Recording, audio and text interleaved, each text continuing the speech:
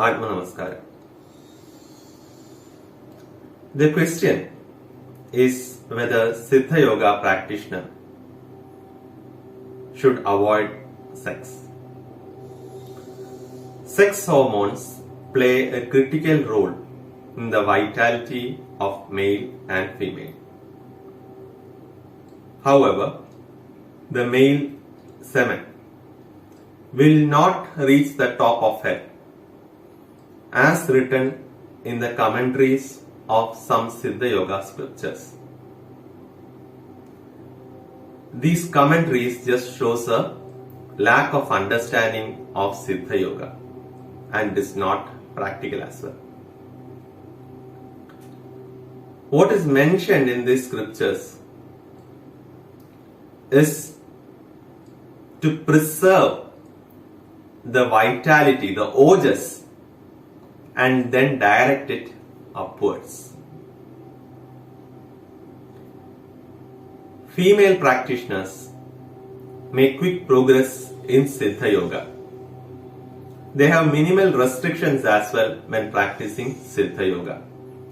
So the question mostly is about male and whether they can engage in sex. Tirumula in a scripture mentions about directing the energy upwards in order to prevent ejaculation.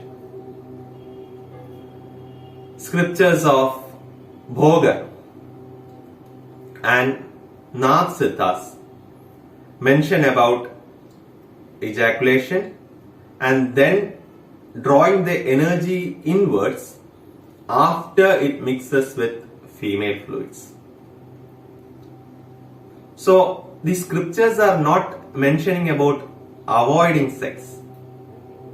It is mentioning about preserving the ojas and moving it upwards. Agastya was married to Lobamudra. She also was an established yogini. She has her own goddess mantra as well. Now looking at the works of Tirumula, Shivavakyar, Malsyendranath, all very popular names in Siddha Yoga. It all shows that they were engaged in sex and had a practical knowledge, because they also outlined the female responses while these kinds of yogic practices were performed. Gorakhnath in a scripture on Vashigarna Tantra mentions about casual sex and then offering something after engaging in sex. So from a modern society perspective, it is not only engaging in sex but also offering something in return for sex, which is outlined in these kind of scriptures.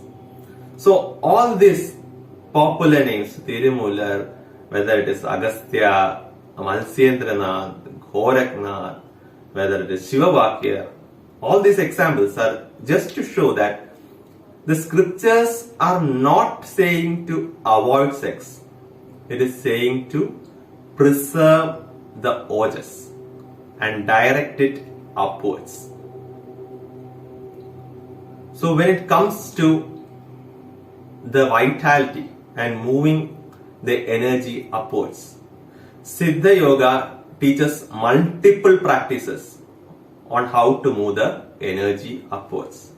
If you practice proper Siddha Yoga, you will be able to easily move energy upwards. Urdhva Gati, the movement upwards, can be easily learned and practiced and mastered.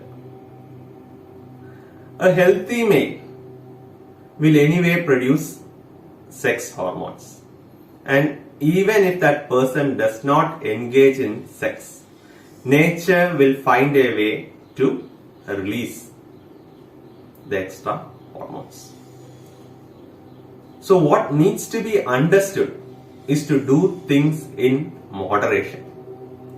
The prana that is burnt during sex is also called out in Siddha scriptures.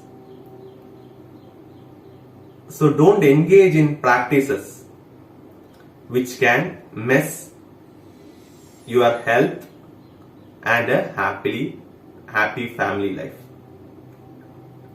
Practice in moderation, and that will help you in having a happy family life and leverage Siddha Yoga for good health. Om.